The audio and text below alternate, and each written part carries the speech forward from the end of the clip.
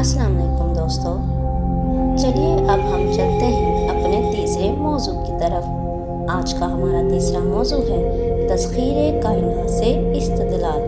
कुरान पाक की सूरत नंबर 14 आयत नंबर 33 से 34 में अल्लाह पाक इरशाद फरमाता है, और उसने तुम्हारे फ़ायदे के लिए सूरज और चाँद को बाकायदा एक निज़ाम का मती बना दिया, जो हमेशा अपने अपने मदार में गर्दिश करते रहते हैं, और तुम्हारे निज़ाम हयात के लिए रात और दिन को भी एक निज़ाम के ताबिया कर दिया, और उसने तुम्हें हर वो चीज़ अता फरमा दी जो तुमने उससे मांगी।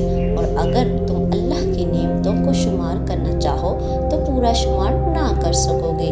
बेशक इंसान बड़ा ही जालिम, बड़ा ही नाशुक्र गुजार है।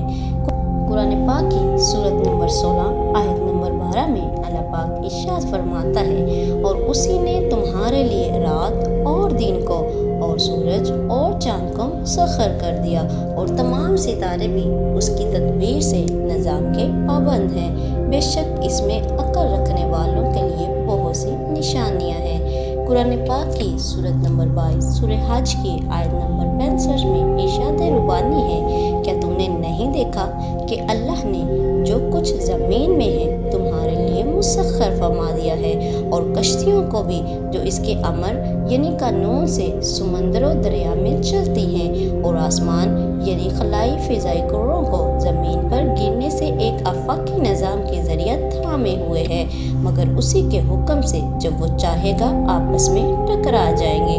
बेशक अल्लाह तमाम इंसानों के साथ निहायत शफ़क़त फरमाने वाला बड़ा मेहरबान है। कुरान पाक की सूरत नंबर 31 सूरह लुक़मान की आयत नंबर 20 में इरशाद बारी ताला है, लोगों क्या तुमने नहीं देखा कि अल्लाह ने तुम्हारे लिए इन तमाम चीज़ों को मुसख्खर फरमा दिया है जो आसमानों में है और जो ज़मीन में है, और उसने अपनी ज़ाहिरी और बातिनी नेमतें तुम पर पूरी कर दी हैं। और लोगों में कुछ ऐसे भी हैं जो अल्लाह के बारे में झगड़ा करते हैं, बग़ैर इल्म के और बग़ैर हदायत के और बग़ैर रोशन किताब की दलील के। कुरान पाक की सूरह नंबर 39 सूरह ज़मर की आयत नंबर 5 में अल्लाह पाक फरमाता है, उसने आसमानों और ज़मीन को सही तदबीर के साथ पैदा फरमाया, वो रात को दिन में लपेटता है और दिन को रात में लपेटता है, और उसी ने सूरज और चाँद को